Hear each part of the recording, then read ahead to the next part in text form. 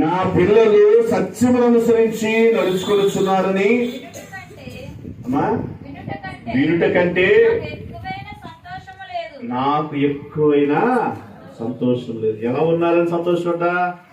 సత్యములో ఉన్నారని తన పిల్లల గురించి వినుట కంటే సంతోషము.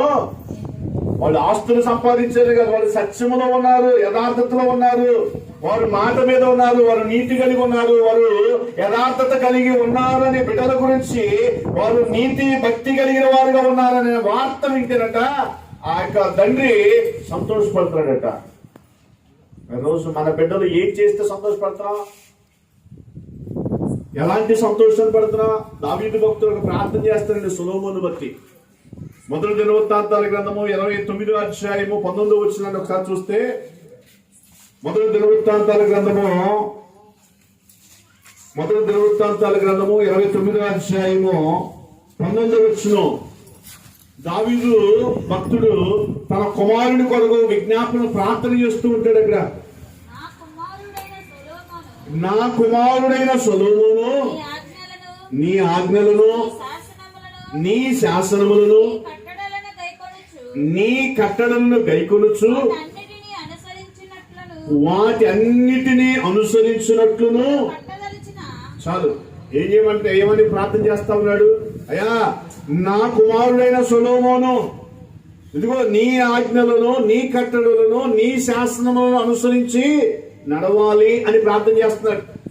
ఈరోజు మన బిడ్డల కోసం ఎందుకు ఉదయం రేయి మొదటి జాములు లేచి ప్రార్థన చేయాలి తెలుసండి?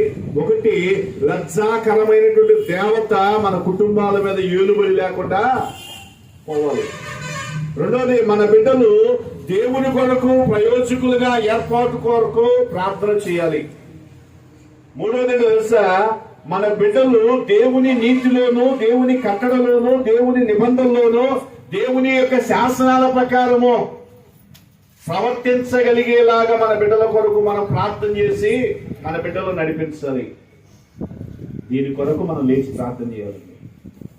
ఇలాగ ఎప్పుడైతే మన బిడ్డలు సత్యంలో ఉంటారో వారు దీర్ఘాయుష్వంతులుగా ఉంటారు. హల్లెలూయా. అలాంటి దీర్ఘాయుష్వంతులుగా ఉన్నప్పుడు మనం కాదండి, దేవుడే మనం చూసి బిడ్డలను చూసి సంతోషపడతాడు. మన ఊరే మన పిల్లలను చూసి సంతోషపడుతుంది. పలానా వారి పిల్లలంట అని మన పిల్లల గురించి బయట వాళ్ళు చెప్పుకుంటే తల్లిదండ్రులకు ఎంత సంతోషం ఉంటుంది.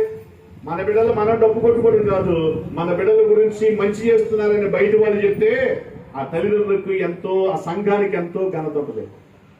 రోజు మన బిడ్డల గురించి ఏమొస్తుంది సాక్ష్యం? మన బిడ్డలు మందిరంలో ఎదిగిన మొక్క వలె ఉన్నారా, లేకుంటే ఎండిపోయిన జీవితాలు కలిగిన వారుగా ఉంటా ఉన్నారా? అందుకే నీ భోజనపు బల్ల చుట్టూ నీ పిల్లలు ఎలా ఉన్నారు? ఒలీవ మొక్కల వలె ఉన్నారా, ఎండిపోయిన చెట్టు వలె, లేకుంటే సమాధానం లేని చెట్టు వలె, ఐక్యత లేని చెట్టు వలె, లేకుంటే ఆ యొక్క దుఃఖాన్ని తెచ్చేటువంటి కన్నీరు తెచ్చేటువంటి బిడ్డల వలె మన బిడ్డలు అంటా ఉన్నారా? రోజు తల్లిదండ్రులుగా మనం చేయాల్సింది తెలుసా? మన బిడ్డల కొరకు ప్రార్థించాలి. మన బిడ్డల కొరకు మనము కన్నీరు కార్చాలి. మనము కన్నీరు కార్చుంది మన బిడ్డలకు క్షేమము రాదు.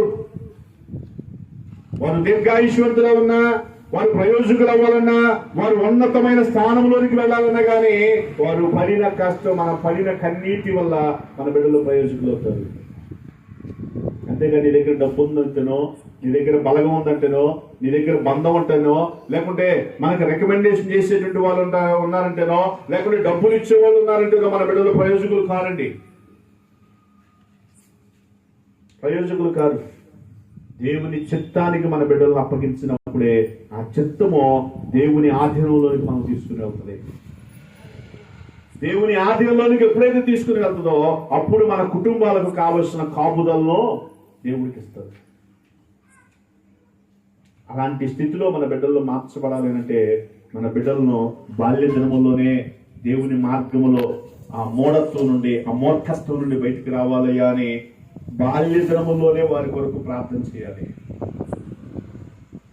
ఎప్పుడైతే అలా ప్రార్థన చేస్తామో వారు ప్రయోజకులు అవుతారు, ఉన్నతమైన స్థితిలోనికి వెళ్ళగలిగేవారు ఉంటారు. కాబట్టి మోషేను పాలు ఇచ్చినప్పుడే తల్లి చూసి పెంచింది, తర్వాత తల్లి దగ్గర లేడు. ఫరో కుమార్తె ఇంట్లో ఉన్నాడు, అక్కడ పెరిగాడు. అయినా కానీ తల్లి ప్రేమను మర్చిపోలా, తండ్రి విలువను మర్చిపోలా, తన స్వజనుల ప్రేమను మర్చిపోలా, తన స్వజనులు కష్టంలో ఉన్నారని తెలిసి ఐగుప్తిలో ఉన్నటువంటి ధన ఘన విలువలను అన్ని కూడా విడిచిపెట్టి దేవుని కొరకు బయటకు వచ్చాడు. మరి రోజు మన బిడ్డలేమో లోకంలో పేరు, లోకంలో ఘనత, లోకంలో విలువకు ప్రయాసపడుతున్నారు. కానీ అయ్యా నా తల్లి దేవుల్లో ఉంది, నా తల్లి నా కొరకు కన్నీరు కాలుతుంది, నా తల్లి ప్రార్థన చేస్తుంది, నేను కూడా ప్రార్థనలో ఉండాలని పిలవకుండా వచ్చి కూర్చునే కొడుకులు కూతురు ఉన్నారా? బతుల్లాంటే కానీ రాట్లా, మారం చేసినా రాట్లా, గారం చేసినా కానీ రాట్లా. మరి మన పెంపకం వెరీ గుడ్డా బ్యాడా? మనకి సిగ్గు